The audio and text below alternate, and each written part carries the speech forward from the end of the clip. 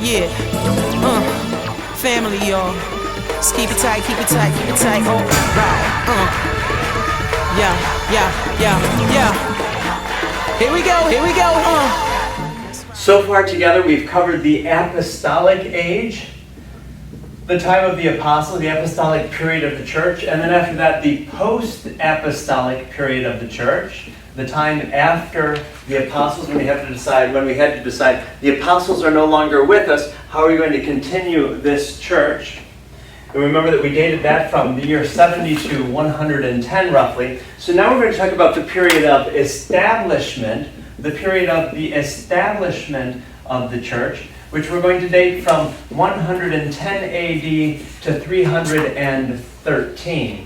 So now the next time period for our study on ministry in the church then, now after this post-apostolic age when we had many of the New Testament writings, now we have these 200 years during this time in which the church is being persecuted. In 313, the event, why are we saying 313 instead of 310 or 320? The event that happened in 313 was the Edict of Milan. And before the Edict of Milan, we have to remember that in many places, Christians were being persecuted. And so these persecutions, during these 200 years, it was a time of persecution in the church. These persecutions could sometimes be sporadic, were sometimes violent, but it's a time of persecution when being a Christian could be an unsafe thing to be. During this time of persecution then, we had the rise of the ideal of martyrdom.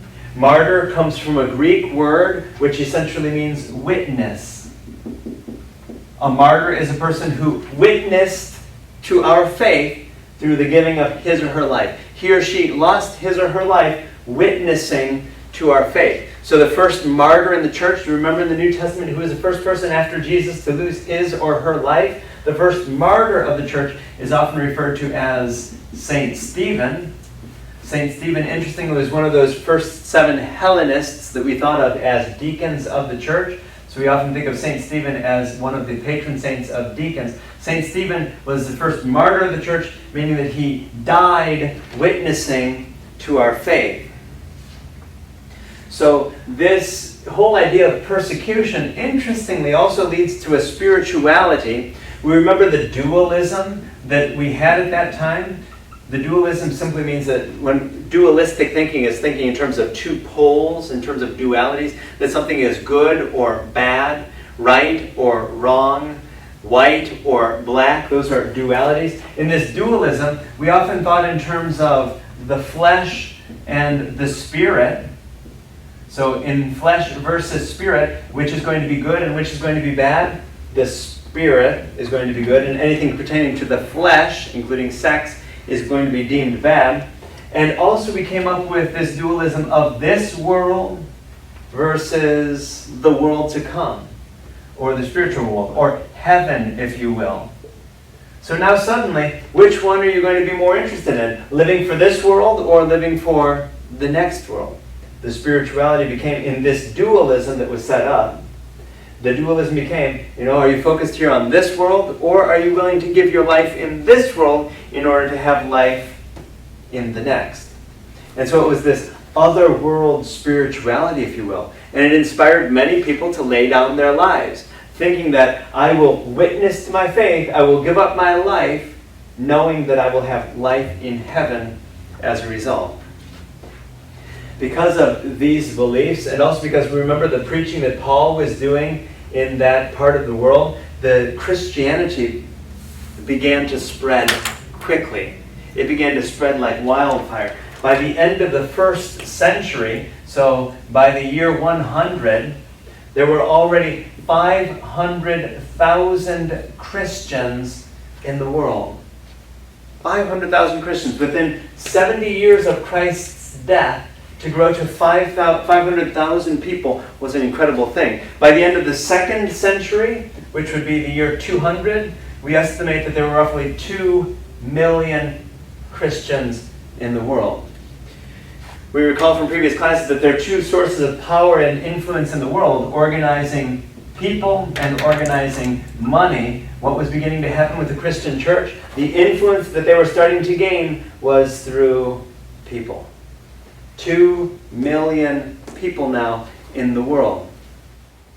By the end of the 3rd century, if we were to continue, by the end of the 3rd century, which is the year 300, we have some 10 million people. How many people were in the Roman Empire at that time? 50 million people, roughly. And so that means that roughly 20% of people in the Roman Empire were now Christian. 20%. One out of five family members, friends, neighbors, members of the empire, self-identified as followers now of Christ. And so Christianity, now that it has spread, now that it's becoming this great, 10 million people, is becoming more universal, if you will. More universal, and in many places more uniform. Because we start looking around and seeing the practices that are happening in other towns, and we start thinking, wow, what worked over there in terms of leadership, it worked there, why don't we try it here? They have over there a certain structure and a certain way of doing things. We simply started learning best practices from various communities. And so, in this desire to make the things of our Christian world more uniform, we also started developing this canon, which was simply deciding which books are going to be in the Bible. We know, for instance, that there are some 28 or so extant Gospels. Okay, if we have 28 Gospels then, are we going to include any Gospels, any stories of Jesus in our Bible? And if so, which ones? Oh, here's some great stories in the Gospel of the Proto-Gospel of James. And in the Proto-Gospel of James, there's this great story of how it is that the angel's feather came down and rested on Mary's belly and made her pregnant. Isn't that a great story? Shouldn't we include that in the Bible? Did that book, the Proto-Gospel of James, make the cut? It did not. The Gospel of Mary Magdalene, the infancy Gospel of Thomas. We could go on and on about these Gospels that were not included. It was during these early centuries of the church, when the church was quickly growing, that we had this need to begin making the church more uniform in different places, including what are the scriptures that we're going to read when we gather to pray. In all of our churches, we saw how it was that in this church over there, they had this letter of St. Paul, or that was attributed to St. Paul. Okay, we made copies of that and brought it to our church. Okay, how it was then that we now were starting to create uniformity so that we all had the same set of letters by St. Paul, or the same Gospels, or the same scriptures from the Hebrew scriptures as well. So we have this uniformity in the early church that's arising during this time period. The New Testament canon then is determined, and the canon then is simply that list of books that we're going to include in our scriptures. Today, the New Testament canon consists of 27 books. So it was that time at which we started to determine the first canon of the New Testament. We also had to develop a sacrament. We now know it as a sacrament, but some sort of rite of reconciliation. Why was reconciliation so important for us as an early church? Because during this persecution, there were some of us who stood up for our faith and died witnessing to the faith as martyrs. And there were others of us who chickened out. And so, if Deacon Roy gave his life witnessing to the faith and was a martyr, we held him up in high esteem. But then what about a person like, I'll use myself as an example, Father Jamie chickens out, and when they come to his door, knocking on his door saying, "Are you a Christian?" with sword in hand, ready to kill me if I say yes, and I lie to them and say no, what happens now that I have chickened out and I now live? Deacon Roy, the holy man that he was, is now dead because he witnessed to his faith, and I, the chicken of the group, am still alive. What do? We came up with rites of reconciliation to be able to bring those persons back into the community. And so this sacrament of reconciliation was developed during that time. The catechumenate, a time of being able to instruct people in our faith, the catechumenate was developed at this time so that when people come into our faith, they know what it is that they're accepting. We had other letters that are outside the canon as well, which are also important because one of them, for instance, is the first letter of Clement. First letter of Clement was written from the church in Rome to the church in Corinth, and we know that Paul wrote letters to both of those communities. But in this first letter of Clement, we have how it is that it says that the rebellious must submit to the presbyters or to the elders, since the elders are part of God, the God-willed order handed on by Christ through the apostles. Wait a minute.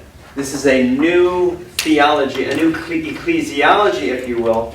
If you are rebellious, you must submit to whom? To the presbyters, or the elders of the church. Why? Because the presbyters are part of the God-willed order handed on by Christ through the apostles. What the first letter of Clement, which is being read in the early church, led us to believe was that the presbyters, the elders of the church, is an institution willed by God that came to us from Christ through the apostles. The presbyters of the church have this sacred role that comes to us, God willed it, comes to us from Christ through the apostles. Who could argue with that? If you were reading the early letter to Clement, I mean, that was that person's vision for what it is that the role that presbyters had within the church. That these presbyters are divinely willed. That they have a role and a rank within church. And it's for the first time during this period that we're going to see that word laikos. We saw the word laity before, right? Laity is the word that's distinguished from clergy, or those who are ordained. So you're either ordained or you are laity. And it's during this period of the church, this time of establishment of the church, that we see that. And we also see shifting references to those three ministries in the church of bishops, presbyters, and deacons. And it's still fluid during this time, but at the same time, we see these words, which were used during the post-apostolic period, are now taking shape during this subsequent period in the church. We have another early writing, in addition to the first letter of Clement, which we refer to as the Didache. The Didache, or the Didache if you prefer. A Greek writing which was discovered in the 2nd century. It's interesting to see because, yes, bishops and priests are mentioned. Bishops and deacons are mentioned. But who gets the most attention in the Didache? It's actually the prophets of the church.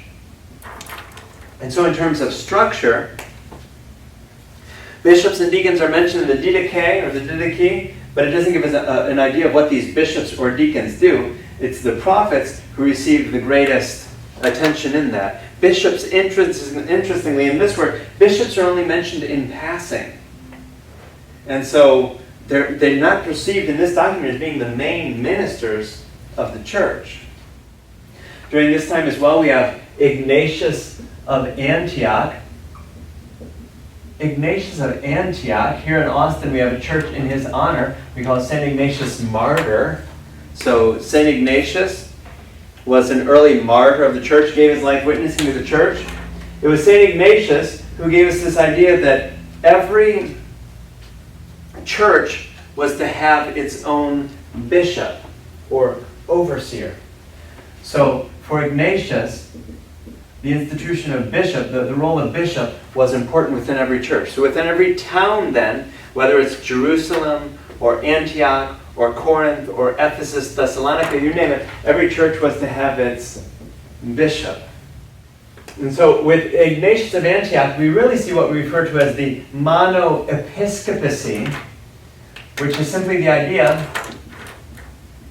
that within every church we have one single leader as the head of that church.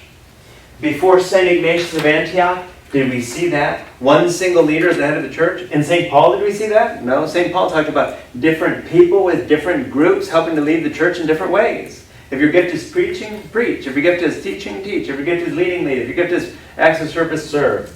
Here we see one person, this concept of monoepiscopacy for the first time, that there is a single head of each church. In many ways, we were starting to mirror society. In society, there was a certain hierarchical structure with various rulers being over people. And in the church, we were setting up a similar society with certain people being the heads. So that, for instance, each church had its own head. We were mirroring civil society. So in the same way that the empire had an emperor, or the kingdoms had kings, each church had its own head or ruler as well.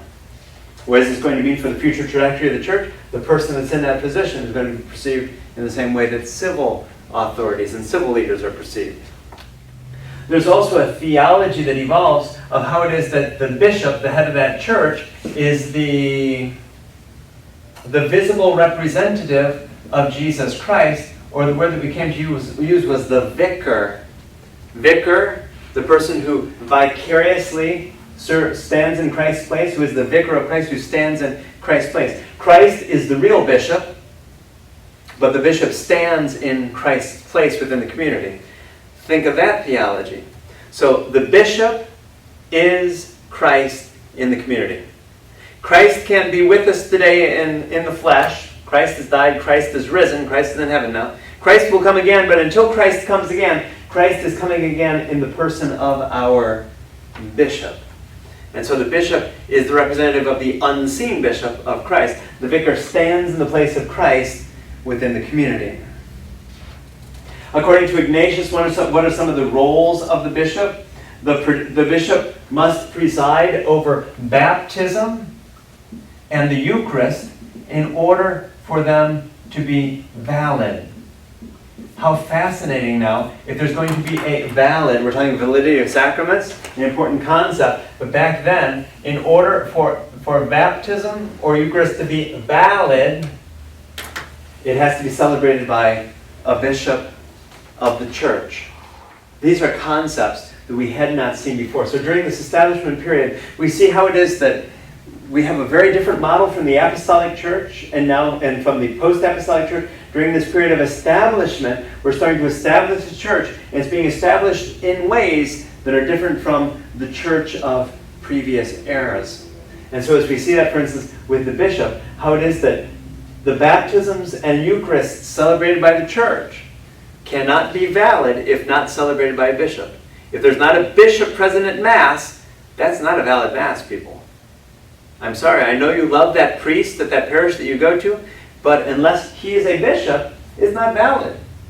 That was the thinking during this time of establishment, that in order for a sacrament to be valid, the baptisms and the Eucharist celebrated by the church, it had to be celebrated by the bishop. What does that mean for the other roles then within the church? So if bishops are the ones who alone can celebrate valid baptisms and celebrate valid masses, celebrate the Eucharist, what does that mean for presbyters and deacons?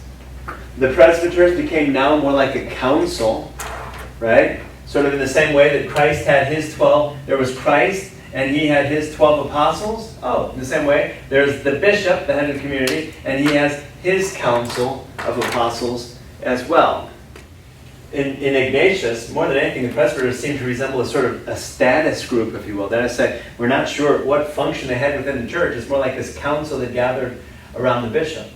Deacons, role that they have in Ignatius' writing is more as emissaries from one church to another. And so if I'm in one church in Corinth and need to send an emissary to Thessalonica, oh, good thing I have deacons to do the traveling for me. So the bishop stayed in the home church as the leader of that community. The emissaries that went out to other communities then became the deacons. Again, a radical shift from the notion of deacons that we have during the apostolic and post-apostolic church.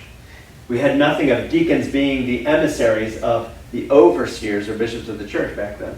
So we have a very different structure that's being born during this time of establishment.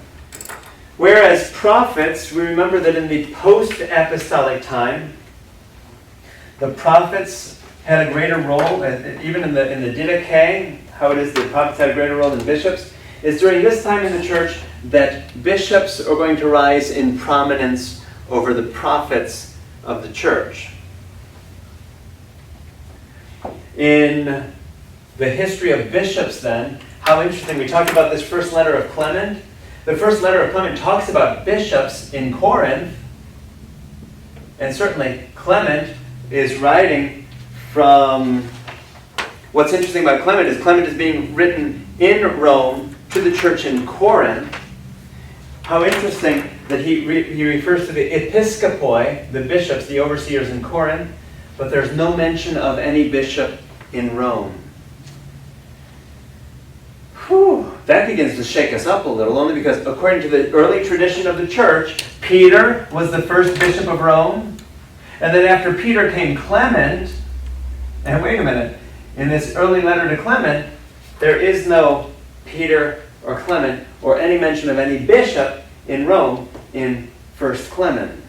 There is in Corinth. In that letter we talk about the bishops in Corinth, the overseers in Corinth. There is no mention of overseers or bishops at this point in Rome.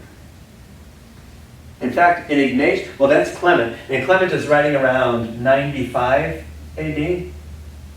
By the time Ignatius writes, which is some 10 years later, about the year 105 AD, when Ignatius is writing, he mentions a bishop for every church that he writes to. In all of Ignatius's letter, he mentions a bishop in every church except, can you guess it? Rome. How interesting. In all of these places where the church was springing up, all these places where Paul had preached, all these places to which now the church had spread by the year 95 and the year 105, bishops are being mentioned in all those places except in one place. There is one letter that Ignatius writes that does not acknowledge a bishop in that place, and that is in Rome. He does not mention any bishop in Rome. Justin would write later. Justin was a martyr in the church who wrote closer to the year 150 AD. Justin does talk about a Praestos presiding at Rome. The challenge is, Praestos, bishop, are they the same thing? Presumably if it were a bishop, he would have used the word for bishop. So there was someone, by 150 AD, there was someone who was seen as the head of the church in Rome. So all these other churches had heads or overseers or bishops.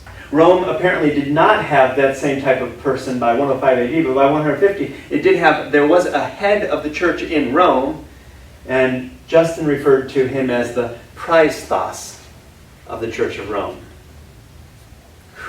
What does that mean then for that chart that was on the wall of my seminary, right? That traced it back all the way, who was Pope at that time? It was Pope John Paul II. From John Paul II tracing all the way back to Peter, the first bishop of Rome. Wait a minute. Peter, the first bishop of Rome, that's not acknowledged neither by Ignatius nor by Clement, his supposed successor, nor by anyone else until Justin mentions the first Praestos, however we're to interpret that, in the Church of Rome around 150 AD. Another writer, give credit where credit is due, Hermas, in 140 to 150 AD, we believe that this letter of Hermas is dated to around 140 to 150 AD. He does talk about the bishops of the Roman Church, plural, who sheltered the destitute and widows, and he also speaks of the presbyters who directed the church. So, the question becomes, just because Ignatius didn't mention the bishop of Rome, does that mean that Rome didn't have a bishop? You know, there's also the argument that could be made where you could look at Ignatius and Justin and make one argument. You could also look at Hermas and make the other argument that in this letter to Hermas, which supposedly dates to 140 to 150 AD, that he does talk about the bishops of Rome. All of this becomes a little convoluted. By the 2nd century then, in the early 100s then, it's the presbyters that come to lead the local communities. But for us, in terms of bishops, presbyters, and deacons, there are the bishops of the early church in various communities. In Rome, including in Rome, about the middle of the 2nd century, say 140 to 150 is the first mention of a possible bishop in Rome. We have the presbyters rising in prominence in local communities. And also, we see how it is that the bishops were principally presiding over those sacraments. There was this concept now that we were trying to mirror civil society was structured in one way.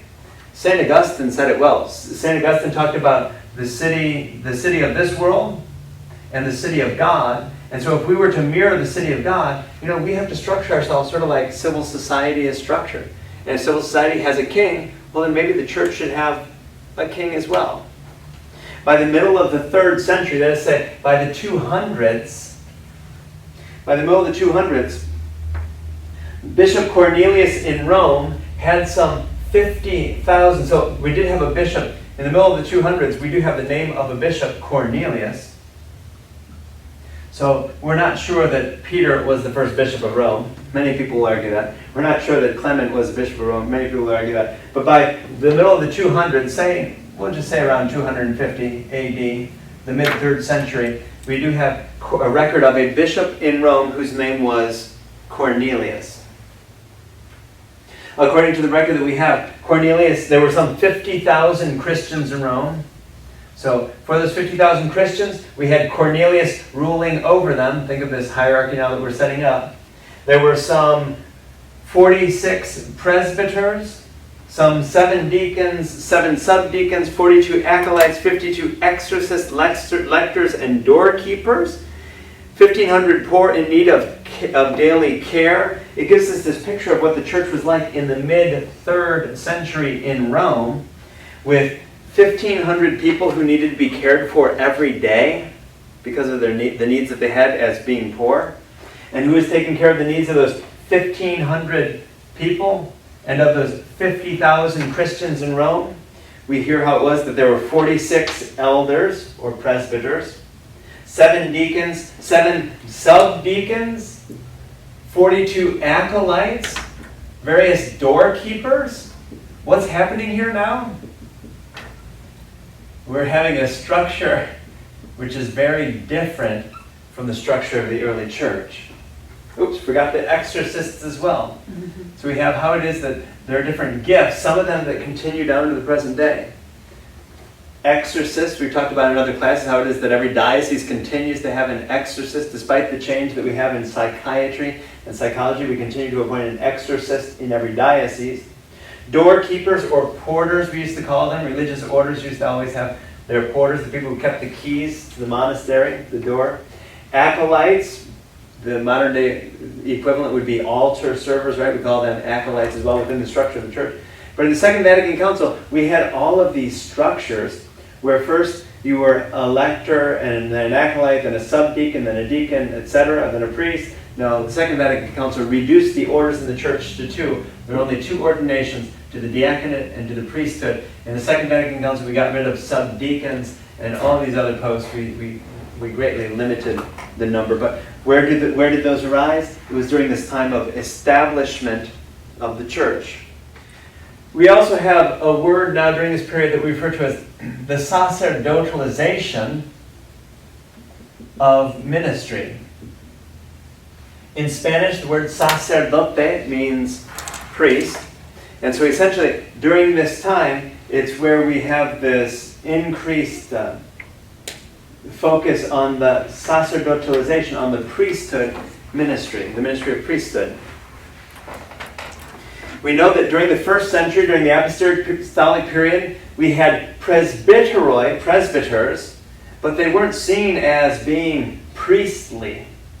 What we're going to see now, during this period of the church, during this time of establishment, is this sacerdotalization, this saying that these people are priestly. Here they were simply elders. We're going to see how it is that they're actually a priestly people.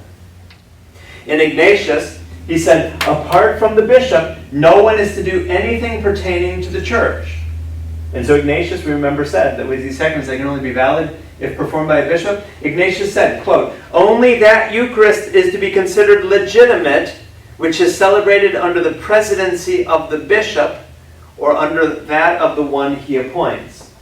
And so, in order to have valid Eucharist, we can no longer get together and break bread together as a church, right? Our community can no longer get together and break bread and share a cup of wine in Jesus' name. If it's going to be considered valid or legitimate, to use the word of Ignatius, it has to be led by a bishop or one whom he appoints, presumably a presbyter or someone else within the structure. And so we get this idea of how the Eucharist was celebrated principally by bishops, but perhaps also by presbyters, perhaps assisted by deacons. It's in the 3rd century where, in the 200s now, Tertullian gives this idea that those who are celebrating the Mass, who are presiding over the Eucharist, actually have a priestly role within that. So Tertullian tells us, only proven elders or presbyters receive this office of presidency, of presiding over the Eucharist, and presidents exercise priestly charges. What is Tertullian telling us? The one who presides at the Eucharist has a priestly charge. So, for the first time, we're going back to that Jewish notion, how it was that the high priest connected the people, again, to God through the sacrifices. Tertullian is now telling us that the one who presides at the Eucharist, presumably the bishop or his designate, the presbyters of the church, they now fulfill a priestly role in the community. It's a new theology that we see in the 3rd century. And that theology of priesthood is going to continue to develop then. So that Cyprian, writing about that same time in the mid-3rd century, about 250 AD, Cyprian talks about how it is that the bishop is the sacerdos within the community. The word that we use today is the priest. The bishop is the priest. So back before we had bishops, presbyters, and deacons, who is the priest? Cyprian is telling us the bishop is the priest. The bishop as the priest is the one who steps into that role of uniting people with God. So, Cyprian tells us the bishop is the priest, and the bishop acts in vice Christi. The other word that we use then is in the place of Christ. We often talk about the Pope, for instance, being the vicar of Peter or the vicar of Christ, standing in that person's place. The bishop stands in the place of Christ. So now we have this new sacramental theology. When we celebrate the Eucharist, who is going to lead us in prayer? Can any of us just lead us in prayer? Can Raphaela lead us in prayer anymore? She used to as the deaconess of the early church. No. Now, in order for it to be legitimate, says Ignatius, it must be a bishop or someone designated by him or her, presumably a presbyter. And now we have this sacerdotalization of it, where we have people like Cyprian saying that the bishops serve a priestly role, and anyone who presides at Mass serves as a priest. For Cyprian, only the bishop could refer to him or herself as a priest. So at this point, the sacerdotalization of ministry only referred to the bishops. The bishops were the first priests of the church.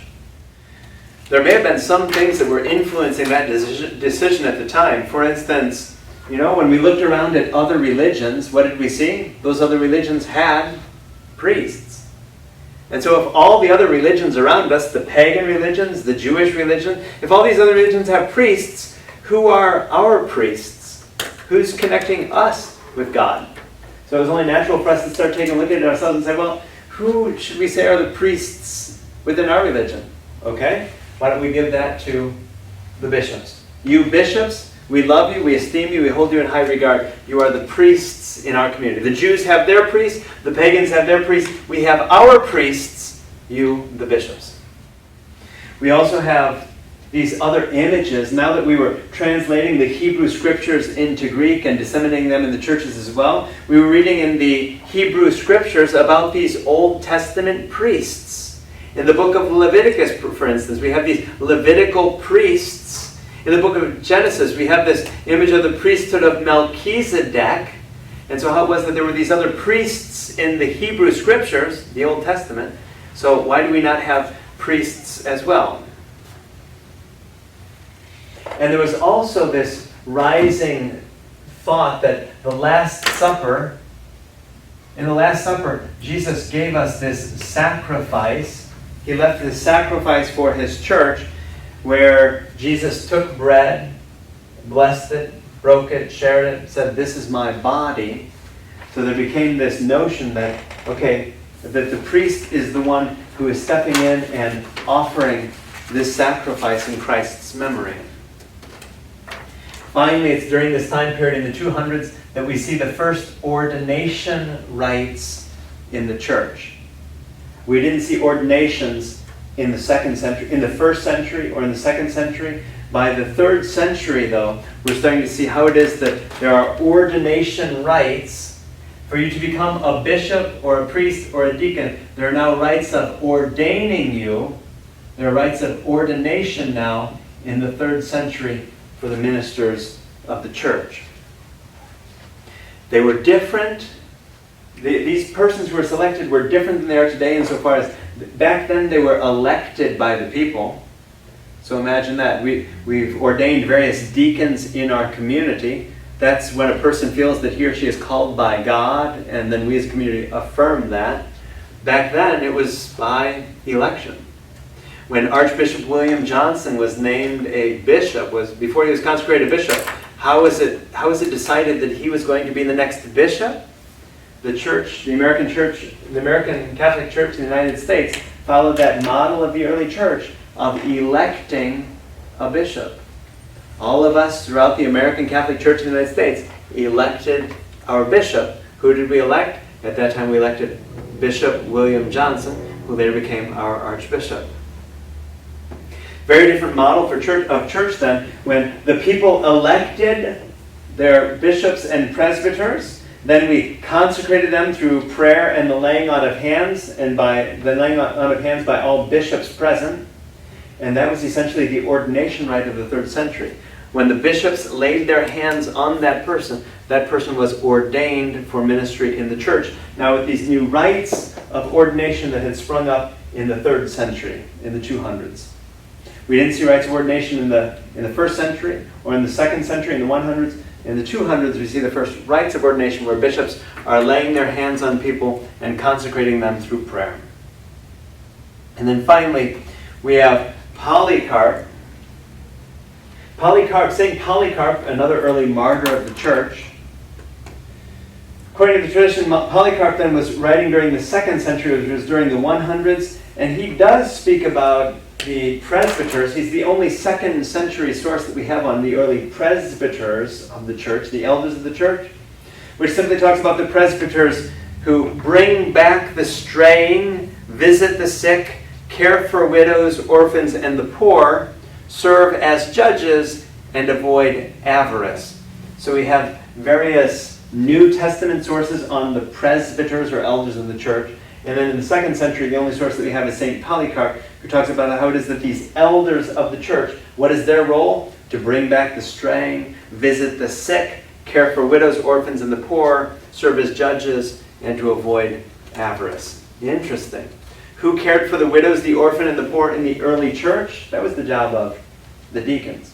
Wherever Polycarp was at the time that he wrote that letter, though, he was obviously saying that that job that was fulfilled by deacons in the early church of caring for widows and the poor, that was now the job of the presbyters of the churches where he was. So that's the church during the time of establishment, a very different church from the apostolic and post-apostolic church. We're now in a different time period where the church has quickly spread, growing to 10 million people in an empire of 50 million all over, where we now start to structure our church to look more like the empire in which we're part.